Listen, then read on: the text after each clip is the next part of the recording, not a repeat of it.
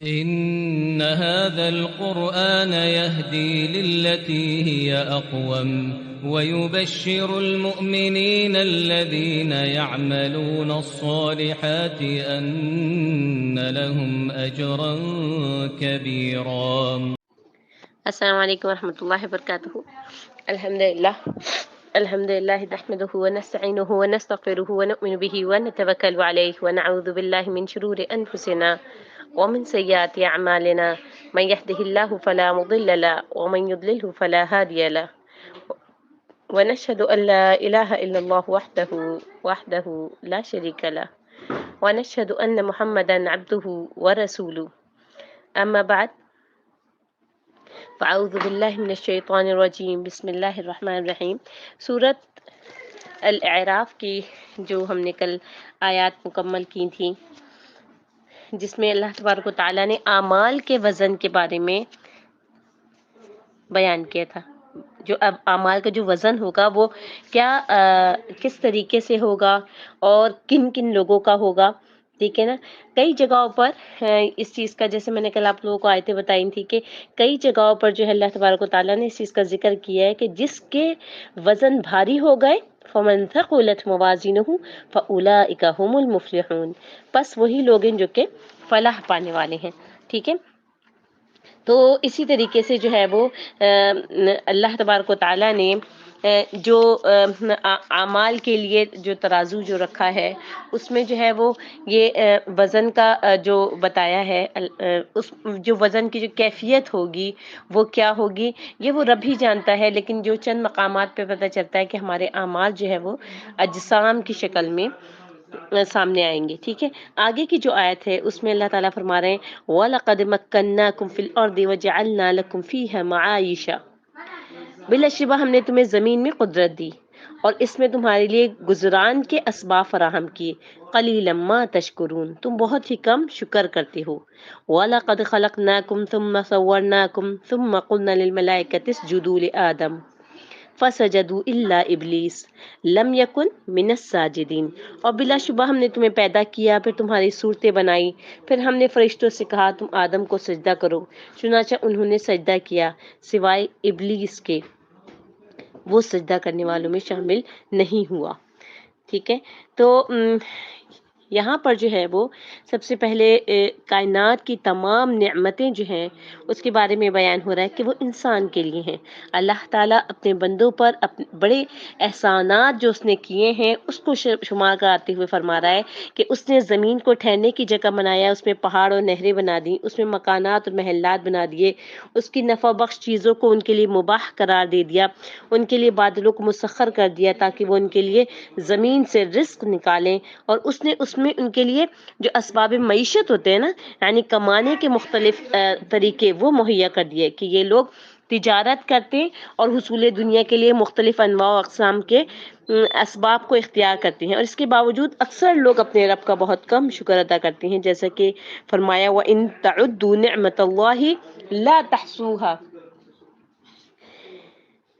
ان الانسان لظلوم کفار، اور اگر اللہ کے احسان گننے لگو تو شمار نہ کر سکو گے، مگر لوگ نعمتوں کا شکر ہی نہیں کرتے. تو جو ہے نعمتوں کا شکر نہ کرنا، تو اس کے لیے اللہ تعالیٰ نے کیا کہا ہے ان الانسان لظلوم کفار، کہ بے شک انسان جو ہے ظالم بھی ہے، بہت زیادہ بے انصاف بھی ہے اور ناشکرا بھی ہے. ٹھیک ہے نا. یعنی انسان جو ہے وہ ظلم کیسے کرتا ہے؟ اپنے آپ کو گناہوں میں مبتلا کر کے، اپنے آپ کو گناہوں میں مبتلا کر کے اپنے پر ظلم کرتا ہے. اور پھر اللہ تبارک و تعالیٰ نے جسے کئی جگہوں پر قرآن میں کہا کہ تمہارے اوپر جو تو اللہ تبارک و تعالیٰ نے جو یہ بیان کیا کہ انسان نے جو ہے وہ کیسے اپنے اوپر ظلم کیا کہ گناہ کر لیے. ٹھیک ہے. اب اس کے بعد جو ناشکری کی وہ کیا کی کہ جو ہے جب اس کے اوپر اللہ تعالیٰ نے آزمائشیں بھیجی، اس کو مشاکل میں مبتلا کیا، اس کے اوپر مصائب بھیجیے، تو اب وہ انسان کیا سمجھتا ہے کہ میں جو ہے مجھ پر ظلم کیا گیا ہے. ٹھیک ہے نا. جبکہ وہ خود ظالم ہے. کس طریقے سے ظالم ہے؟ گناہگار، یعنی گناہ جو اس نے کیے وہ خود گناہگار جو ہوا اور یہ گناہگاری جو ہے اسی کے سبب جو ہے وہ اس کے اوپر جو ہے وہ یہ مشاکل آئیں، کیونکہ اللہ تعالیٰ نے کہا کہ تم پر جو بھی مصیبتیں آتی ہیں وہ تمہارے اپنے ہاتھوں کے آگے بھیجی ہوئی ہوتی ہیں، یعنی تمہارے اپنے ہاتھ اس کو آگے بھیجتے ہیں تو وہ مشاکل آتی ہیں تمہارے اوپر، ٹھیک ہے نا۔ تو ظلم کیا کیا انہوں نے، ظلم کس طریقے سے کیا کہ گناہ کر کر کے۔ آگے اللہ تعالیٰ فرما رہے ہیں کہ جو فرشتے تھے ان کو انہوں نے حضرت آدم علیہ السلام کو سجدہ کیا اور ابلیس نے جو ہے وہ انکار کر دیا۔ تو اس مقام پر اللہ تعالیٰ اولاد آدم کو ان کے باپ حضرت آدم علیہ السلام کے شرف کی طرف توجہ دلا رہا ہے، اور ان کے دشمن جو یعنی ابلیس کی عداوت اور حسد کا بیان کر رہا ہے کہ جو اسے آدم علیہ السلام اور اولاد آدم سے ہمیشہ سے ہے، تاکہ یہ اس سے بچیں اور اس کے راستوں پہ نہ چلیں، ٹھیک ہے۔ پہلے تو شرف ہے حضرت آدم علیہ السلام کا، اور اس کے بعد جو ہے وہ اللہ تعالیٰ نے کس طریقے سے ارشاد فرمایا کہ وَلَقَدْ خَلَقْنَاكُمْ ثُمَّ صَوَّرْنَاكُمْ ثُمَّ قُلْنَا لِلْمَلَائِكَةِ اسْجُدُوا لِآدَمَ فَسَجَدُوا۔ اور بالشبہ ہم نے ہی تم کو ابتدا میں مٹی سے پیدا کیا، پھر تمہاری شکل و صورتیں بنائیں، پھر فرشتوں کو حکم دیا کہ تم آدم کو سجدہ کرو، تو انہوں نے سجدہ کیا۔ یہ آیت جو ہے وہ حزب ذیل جو اب میں آیت پڑھوں گی اس کی طریقے سے ہے کہ وَإِذْ قَالَ رَبُّكَ لِلْمَلَائِكَةِ إِنِّي خَالِقٌ بَشَرًا مِنْ صَلْصَالٍ مِنْ حَمَإٍ مَسْنُونٍ۔ اور جب تمہارے پروردگار نے فرشتوں سے فرمایا کہ میں کھنکھناتے سڑے ہوئے گارے سے ایک بشر بنانے والا ہوں، پھر جب اس کو صورت انسانی میں درست کر لوں اور اس میں اپنی بے بہا چیز یعنی روح پھونک دوں تو اس کے لیے سجدے میں گر پڑنا، یعنی جب آدم علیہ السلام کے اندر میں روح پھونک دوں تو پھر تم سب نے جو ہے وہ سجدہ کرنا، یعنی جو آدم علیہ السلام کو بنانے کا ارادہ تھا، جیسے کہ ہم سورۃ بقرہ میں اس کی تفصیل سے پڑھ چکے ہیں، تبھی جو فرشتوں نے کیا کہا تھا، فرشتوں نے اعوذ باللہ من الشیطان الرجیم، تو یہ جو سجدہ کروایا اللہ تبارک و تعالیٰ نے، اس کے لیے جو ہے کیا فرمایا کہ حضرت انس رضی اللہ تعالیٰ عنہ سے روایت ہے، نبی کریم صلی اللہ علیہ وسلم نے فرمایا جب اللہ تبارک و تعالیٰ نے آدم علیہ السلام کی تصویر یعنی ان کا جو ڈھانچہ تھا، ان کا جو اسٹرکچر تھا وہ تیار کر لیا، تو اسے یوں ہی پڑا ہوا چھوڑ دیا، یعنی جو جب اللہ تبارک و تعالیٰ نے حضرت آدم علیہ السلام کا پتلا جسے بنایا، جو ان کا پورا اسٹرکچر ان کا بنایا تھا، ٹھیک ہے، تو اس کو جو ہے اللہ تعالیٰ نے ایسے ہی چھوڑ دیا پہلے، ٹھیک ہے۔ تو یہ جو ابلیس تھا یعنی شیطان، وہ اس کے ارد گرد گھوم کر اسے دیکھنے لگا، جب اس نے دیکھا کہ یہ تو اندر سے کھوکھلا یعنی خالی ہے، تو کہا میں اس کے مقابلے میں کامیاب ہو جاؤں گا، کیونکہ یہ ایک ایسی مخلوق ہے جو اپنے آپ پر قابو نہیں پا سکے گی۔ یعنی حقیقت کیا ہے کہ پیٹ کی ہی خواہشات انسان کو بہکاتی ہیں، اور جیسے رمضان میں پیٹ ہی کی خواہشات پر پابندی لگائی گئی تاکہ انسان جو ہے وہ شیطان کے مقابلے میں قوت پا سکے، ٹھیک ہے نا۔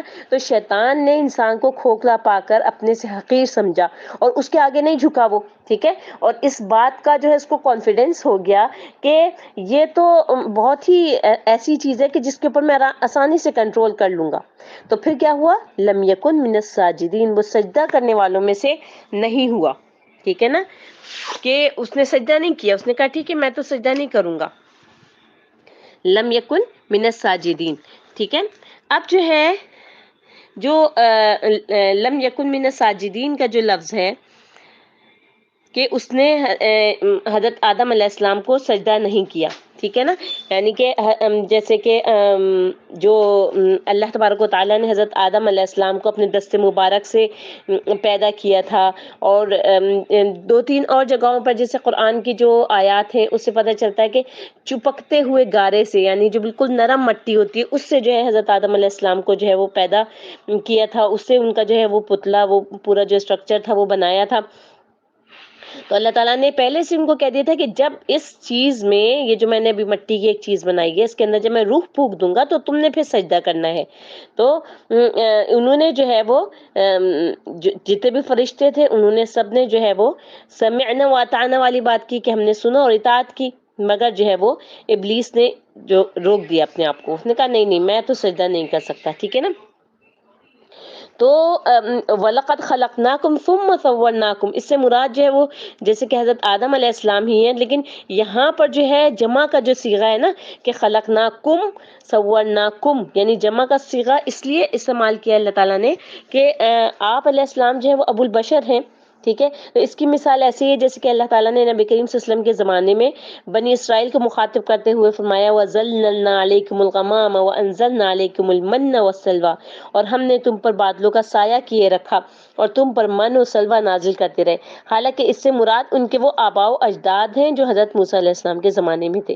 یعنی یہ احسان جب ان کے آباء و اجداد پر تھا جو کہ ان کے اثر تھے، تو یہ ایسے ہی ہے گویا یہ ان کے بیٹوں پر بھی ہے جو ان کی نسل سے ہیں. لیکن اس آیت کریمہ میں وَلَقَدْ خَلَقْنَا الْإِنسَانَ مِنْ سُلَالَةٍ مِنْ طِينٍ، اور یقیناً ہم نے انسان کو مٹی کے خلاصے سے پیدا کیا ہے. اس میں صورتحال اس کے خلاف ہے کہ اس سے مراد حضرت آدم علیہ السلام ہی ہیں، کیونکہ مٹی کے خلاصے تو وہی پیدا ہوئے ہیں جبکہ ان کی اولاد نطفے سے پیدا ہوئی ہے. ٹھیک ہے، یعنی مٹی جو ویسے تو نطفے سے پیدا ہوئی ہے، ٹھیک ہے نا. اور جو اصل اسٹرکچر جو اللہ تبارک و تعالیٰ نے بنایا تھا آدم علیہ السلام کا، تو وہ جو ہے وہ مٹی کے گارے سے تھا. ٹھیک ہے، اور جو بظاہر ابھی انسان جو پیدا ہوتے ہیں وہ نطفے سے پیدا ہوتے ہیں. یہ بات آپ کی سمجھ میں آ رہی ہے کہ اللہ تعالیٰ نے ویسے تو جب تخلیق کی تھی حضرت آدم علیہ السلام کی، اور سب کو جو ہے وہ ایک مرتبہ ہی پیدا کر کے، سب کو ایک مرتبہ ہی بنا کے، اور پھر اللہ تعالیٰ نے وہ وعدہ لیا تھا کہ الستُ بربکم، کیا میں تمہارا رب نہیں؟ یعنی جتنی ارواح اس زمین پہ آنی ہے ان سب سے ایک ساتھ وعدہ لیا تھا.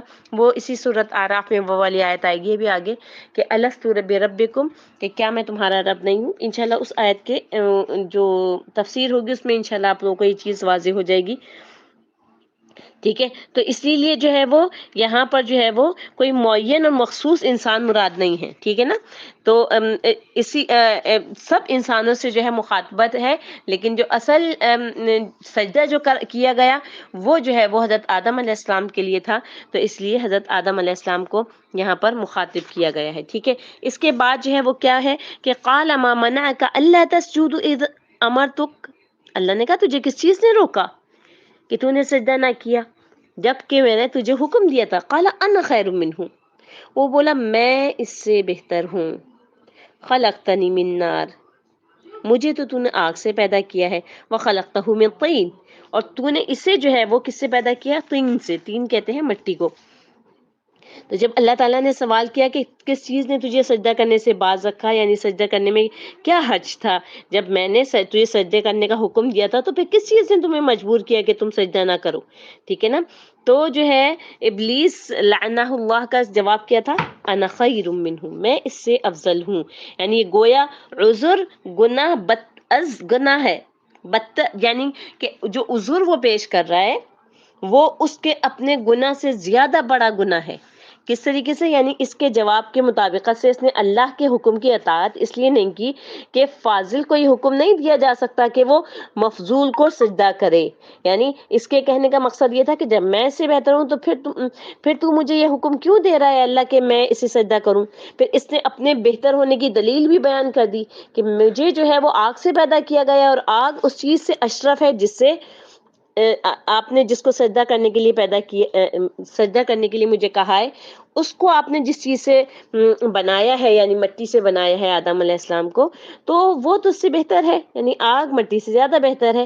تو ابلیس لعین کی جو ہے وہ آپ عنصریت دیکھیے کہ اس نے ایک طرف تو اس نے دیکھا کہ آدم علیہ السلام کو اللہ تعالیٰ نے عظیم الشان شرف بخشا کہ تمام جو ملائک تھے وہ سب جو ہے ان سے سجدہ کروایا، اور اللہ تعالیٰ نے اپنے دست مبارک سے پیدا کیا اور ان میں اپنی طرف سے خود روح پھونکی. ٹھیک ہے نا. تو جو ارشاد باری تعالیٰ ہے فقعوا لہ ساجدین، تو اس کے لیے سجدے میں گرنا، یعنی سجدے میں گر پڑنا. ٹھیک ہے نا. تو اس نے جو ہے وہ کیا کیا، اس میں اپنی مرضی استعمال کی اور سجدہ نہ کر کے اس نے فرشتوں سے اپنی راہ الگ کر لی، اور اب اپنی اس غلطی کا ارتکاب کر کے وہ اللہ کی رحمت سے مایوس ہو گیا. ٹھیک ہے. اس نے جو ہے ابلیس ملعون نے قیاس بھی غلط کیا اور اپنے اس دعوے میں بھی غلطی کی کہ آگ مٹی سے اشرف ہے، کیونکہ مٹی میں تو نرمی، حلم، بردباری، ثابت قدمی اور جو ہے وہ یہ ساری خصوصیات ہوتی ہیں، اور مٹی تو نباتات یعنی نمو کی چیز ہے، اضافے کی اور اصلاح کی جگہ ہے، جبکہ آگ کی جو خاصیت ہے وہ کیا ہے؟ جلا ڈالنا. اڑا دینا، جلد بازی، یہی وجہ ہے کہ ابلیس سے جو ہے وہ اس کے عنصر نے خیانت کی، جبکہ حضرت آدم علیہ السلام کو ان کے عنصر نے فائدہ پہنچایا کہ انہوں نے اللہ تعالیٰ کی طرف سے رجوع سے کام لیا، اس کے حکم کی اطاعت بجائی، انہوں نے اس کے سامنے سر تسلیم خم کیا، اور جب ان سے غلطی ہوئی تو انہوں نے فوراً اس غلطی کا اعتراف کیا اور اپنے رب سے جو ہے فوراً جو ہے وہ معافی مانگی. غلطی ہوئی تھی ان سے لیکن انہوں نے فوراً معافی مانگی. صحیح مسلم میں حضرت عائشہ رضی اللہ تعالیٰ عنہ سے روایت ہے کہ نبی کریم صلی اللہ علیہ وسلم نے فرمایا کہ فرشتوں کو نور سے پیدا کیا گیا ہے، جنوں کو آگ کے شعلے سے پیدا کیا گیا ہے، اور آدم کو اس چیز سے پیدا کیا گیا ہے جسے تمہارے سامنے بیان کر دیا گیا ہے. ٹھیک ہے، یعنی سب سے پہلے جو قیاس کیا تھا وہ ابلیس نے کیا تھا. حضرت حسن بصری سے آیت جی ہے نا، خلقتنی من نار و خلقتہ من طین، مجھے تو نے آگ سے پیدا کیا ہے، اسے مٹی سے بنایا ہے. اس کی تفسیر میں روایت ہے کہ یہ ابلیس کا جو ہے یہ قیاس تھا، اور ابلیس ہی نے سب سے پہلے قیاس سے کام لیا تھا. ٹھیک ہے نا، یعنی سب سے پہلے جس نے قیاس کیا یعنی اپنی اس چیز کے اوپر کہ نہیں یہ چیز جو ہے میں سب سے بہتر ہوں. اب جہاں پر یہ میں والی بات آ جاتی ہے، انشاءاللہ اس پہ مجھے تھوڑی سی بات کرنی تھی، تو آج جو ہے وہ یہ تھوڑا سا نیٹ کی وجہ سے وہ ہو گیا، تو میں انشاءاللہ جو ہے وہ اس چیز کے اوپر کل ضرور بات کروں گی کہ یہ جو ابلیس نے کہا کہ میں بہتر ہوں، تو اس میں جو ہے وہ انسانوں کے اندر جو ہے وہ کیا چیز ڈالتا ہے جس کی وجہ سے وہ اسی کی طرف جو ہے وہ رغبت کرنے والے بن جاتے ہیں. بظاہر جو ہے وہ ہم کیا کہتے ہیں کہ شیطان ہمارا دشمن ہے، بظاہر ہم اس کو دشمن مانتے بھی ہیں، سمجھتے بھی ہیں، لیکن جب عمل کا وقت آتا ہے تو پھر ہمارا عمل جو ہے وہ اسی طرح کا ہو جاتا ہے جیسا کہ ابلیس کا تھا. اللہ تبارک و تعالیٰ سے دعا ہے کہ اللہ رب العالمین احکم الحاکمین ہم سب کو اس ملعون شیطان سے بچائے، اور ہمیں توفیق عطا فرمائے کہ ہم اس بات کو جان سکیں کہ کون سا کام جو ہے وہ رحمان کی طرف سے ہے اور کون سا کام جو ہے وہ شیطان ہمیں ترغیب دے رہا ہے. سبحان ربک رب العزت عما یصفون وسلام علی المرسلین والحمد للہ رب العالمین. السلام علیکم ورحمۃ اللہ وبرکاتہ.